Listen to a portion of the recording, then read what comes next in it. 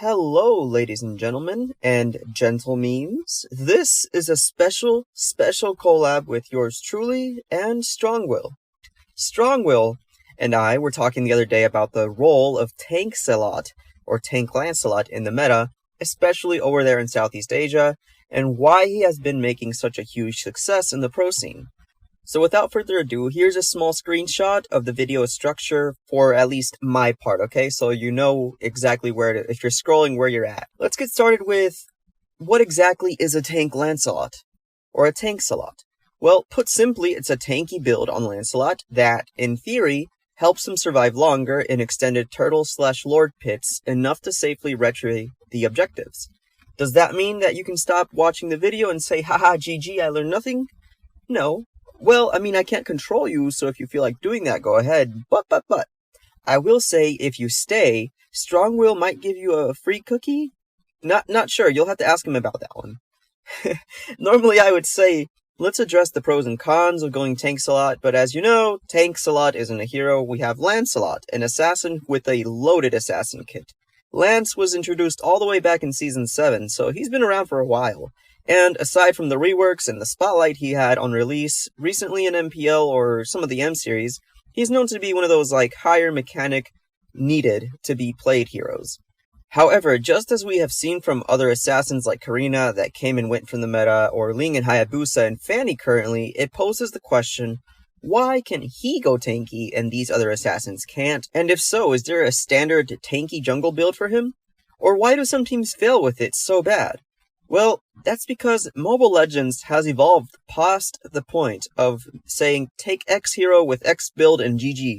This game is much more complex than that, and at the highest level of play in the pro scene, we see where that statement really holds its ground. You have pros dying with immortality, proccing the Winter Truncheon, buying the Rose Gold, everything quick, so you know that they can itemize, and that these pros are very quick with their hands. But if you're a standard viewer most of us, you don't know these nitty-gritty details of what makes it work, you just love to see it work when it does work. Don't worry though, that's exactly what I am here for. I'm going to give you the watered-down version, and then we can expand upon the logic in the statements that follow. Tank build Lancelot, also known as Tankcelot, is a playstyle and build style for Lancelot to shine in the current tanky jungler meta. Lancelot as a hero has a built-in passive that increases his damage based on how many targets you've dashed through, up to 4 times. This damage increase allows for a tanky Lancelot to work because his base damage scaling is very good when paired with this passive. Most squishy heroes only have 3.5 to 5.5k HP, and Lancelot, even with full tank items, can reliably take down 40 to 20% of their max HP down, so Lancelot's ability of reaching the backline and crippling the enemy marksman or mage in order to make them not available for a teamfight is unaffected by the Tank Lancelot build. The reason it currently works in the pro scene is because it allows for a twofold play, one in which you can bait picks and do that high-level draft plays, but the other is very real in that he can safely retrieve turtles and lords with little to no punishment due to his kit being naturally evasive. This also makes it very difficult to steal buffs from him later in the game, as his kit has low cooldowns, and using his ultimate to secure buffs is not a bad play from a tanky Lancelot. Of course, since you are tanky on top of everything else, it makes you a very hard target to focus resources on, aside from a suppress. And that's about it for the watered down version. If that was a bit lengthy for you, well then grab some water and hydrate, because this is about to get very detailed. Okay, not that much, because Strongwill said to keep it. Here's a little checklist of what needs to be in place for your Tankcelot to work on your team, okay? And so we will go ahead and start on that drafting part. But in this video, we're only going to be talking about that red side pick, meaning that you are the second pick in a high ELO game, a tournament lobby. This requires you to ban Kaja, Wanwan, and Mincithar. If you do not want to ban Wanwan, this is understandable. However, you must draft and counter-draft Wanwan with Tank Lancelot in mind, but I would recommend you still ban her. This, if you follow those 3 bans, will free up Fredrin, Faramis, Valentina, Joy, and Glue in the current meta. When this happens, the enemy will most likely opt for the Fredrin pick, but I can't predict everything in this video, So I will tell you what your best options are in almost every scenario very quickly, okay? So this is the part where you might want to rewind and make sure you hear what I say, okay? I'm going to suggest a couple of heroes for you to take in order, meaning if the enemy has taken it, take the next hero I've listed.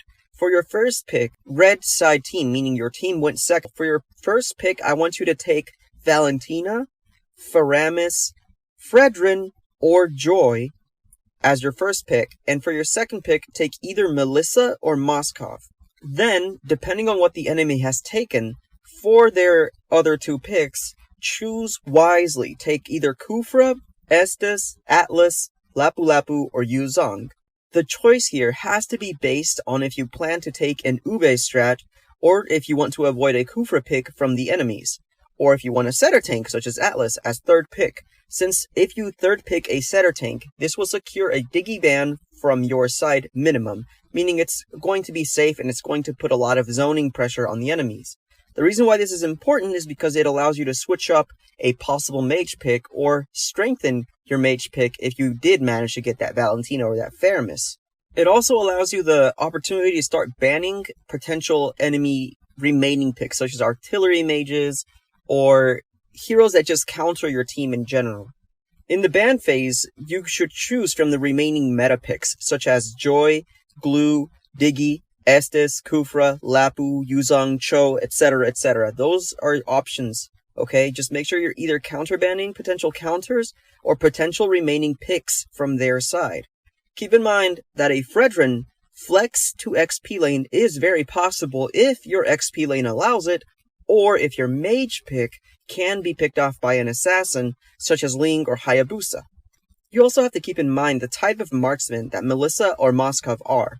And while it is very difficult to approach either of these with a melee hero, Melissa can provide damage from a safer distance than Moskov, but Moskov can reposition faster, making it more difficult for artillery mages to land successful hits on him in succession.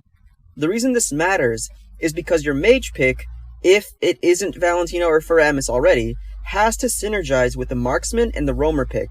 If you have drafted a support roam, you will absolutely need to make sure that you pack a strong burst or slowdown mage.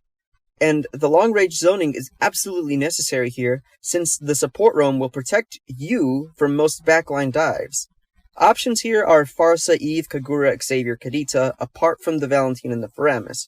If you choose a setter tank or roam, the type that can check bushes safely and set up those ganks, make sure you go for mages that can follow up quickly on those sets and drop heavy damage or CC like taunts from Valentina, Faramis again, Farsa, Kagura, Lunox, Loyi, Novare who isn't released yet, Kadita.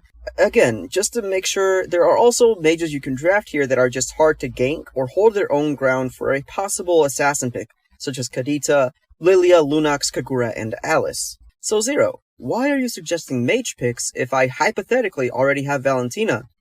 Well, the truth is, there's a 50-50 chance they pick Valentina or Fredrin. That's why. So, of the other remaining options, assuming everything went well and you have your Valentina or Faramis, and then your roamer and then your gold laner picked all in the first draft phase, then all that remains is your XP laner, of which you should probably just draft the best meta XP laner, taking into consideration what is left open by both your bans or picks and the enemy's bans or picks. And also what's meta. So the suggestions for these are of course the possible Yuzong, Lapu, Joy, Glue, Edith, Arlat, Benedetta, Grok, Thamus, etc., etc. I highly recommend Edith if you choose a support roamer, by the way, because she can prevent a lot of pickoffs on your roamer if she's banned out. Any other fast follow-up CC type fighter will do in place of Edith, but Edith has that added on lethal marksman mode factor. And then of course, if this video picks up traction or not, will be the determining factor for this last pick, the dreaded Tankcelot. At the moment, you should be fine with picking Lancelot last, but depending on how far ahead the enemy is in reading your own draft, it may not be wise to select Lancelot. And I can't stress this enough, just because Tankcelot can work doesn't mean that you should always pick him. That's not how this game is anymore. So clear indications of this not working are if there's a heavy invade type picks from the enemy side and other related types of burst / chain CC heroes, a combination of both. You have to make the final determination of will you pick Lance, Or will you pick a safer, more meta tanky jungler here because the enemy has drafted a comp where tanky Lancelot may not be effective? Of course, answering that question is very difficult, so let me give you some factors to consider here. If the enemy has taken a lot of very mobile heroes that make it difficult to target any of them, if this happens, you can decide to go damage Lancelot instead of tanky hero, because Lancelot should still work as a hero, and a lot of those mobile heroes are not very tanky. Now, if the enemy has decided to take a strong chain crowd control, but they lack the burst damage to back it up, this is exactly what Tankcelot was designed for. Do not be afraid to take him into these comps. A good example of these are all the common Ube comps we see in the meta, where the enemy can't really reach you, can't really chop you down, but if they catch you, you're kind of dead. Tankcelot excels in these comps, okay? However, if the enemy has a very strong invade presence in the early game, what we said earlier, if this is the case, please pick someone else, unless you think you can survive long enough to make it to the late game. There are two reasons for this. If you get starved of gold, because Lancelot is an assassin by role, he has lower HP and defense stats than, well, tanks. So a counter to the Tankcelot strategy is like any other assassin counter strategy. Bully their early game to prevent them from getting items that make them harder to deal with in the late game. However, if you have the right kind of draft that can delay or keep you safe in the early game, where your tankiness is the weakest, then by all means you can still pick Lancelot, or even Tankcelot. This brings me to my last 2 points. Lancelot is an assassin. Please play him like an assassin in the early to mid game, because you will have the damage boost due to level superiority, the scaling that comes with his levels. Watch out for the thing that assassins have to watch out for in those early stages, and only start to change your decisions and your playstyle when you have the items to back up the tanky plays. If you do this properly, and the enemy has a strong invade comp, and you guys have survived it, then the invade comp usually lacks in crowd control.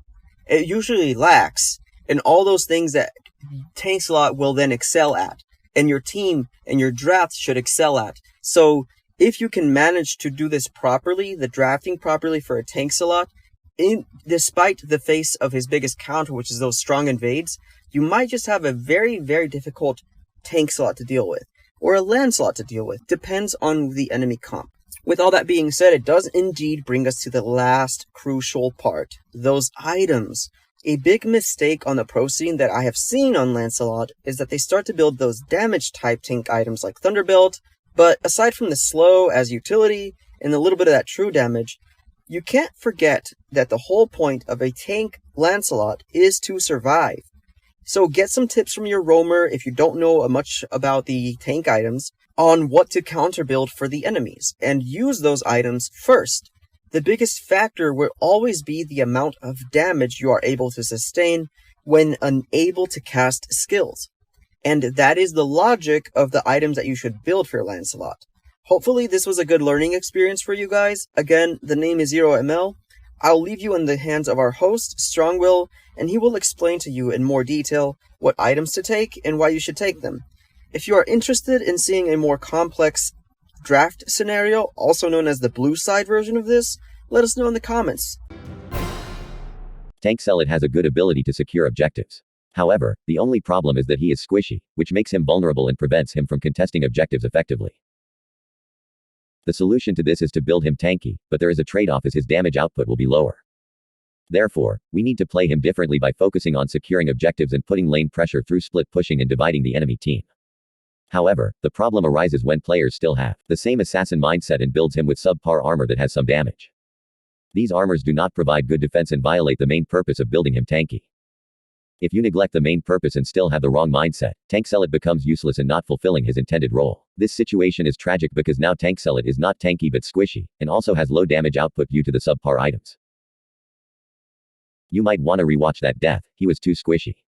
If he had any of these armors he would have survived that and be in time to use his Thorn Rose dash to dodge and escape death.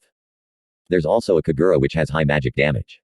I don't recommend Athena because it's so easy for the shield to get poked and put into cooldown during Lord Dance. Here's another itemization mistake. They opt for the Silence Robe, and they ridicule the Cursed Helmet.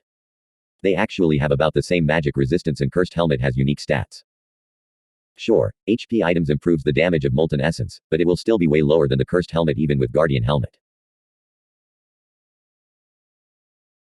Another common itemization mistake is rushing this. Buy armor first since the game is armor bias and you gain more durability from armors than HP items. You don't need this during early game skirmishes, you only need it for the heal during the Lord Dance at 850 minutes in the game. So you will be able to acquire this before that time. Pero imagine kung si Ryzen yung napatumbo doon ni Super Marco. Grabe. Kung siya yung tinamaan ng snipe, alam ni Stome na pwedeng tamaan. May one-on-one nangyayari sa gilid though. Sinong lalamang dito sa tusukan? Ay, naku, si Easy babalik pa! Wow! What an outplay para kay Kyle TZ! Isa na So, naman! you can't even fight Ling in a 1 versus 1. Isn't that problematic? They had 9-0 KDA led and now the enemy team is starting to make a comeback since he DAs a lot.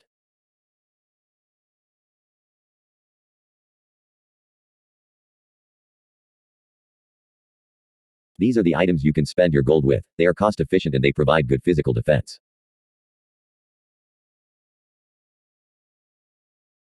Get this if they are more on magic damage. Don't underestimate the power of component items, they're really good. If you have this combined with Cursed Helmet and Tough Boots you will have a total of 65 magic resistance, that's quite sufficient early game.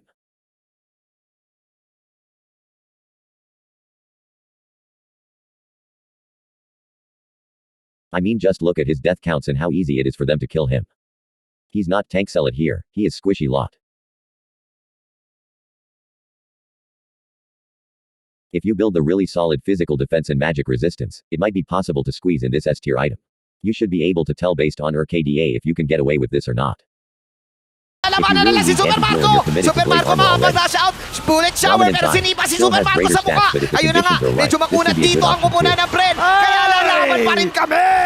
Bitin yung damage! Stomp to the rescue na rin! Habang si Super Marco, napakakatina! Flap TZ with the kill! Ngayon kulang ng tatlo ang Smart Omega! Oh my goodness. After, nakita natin, hindi nila kinailangan habulin yung tatlo pero hinabol nila at sila yung napahamak. Lamang dapat sila ngayon, 5 members na rin yung buhay. Maiintindihan ko yung call kung bakit nila inabol kasi yun na ang bugso ng damdamin pero Bren Esports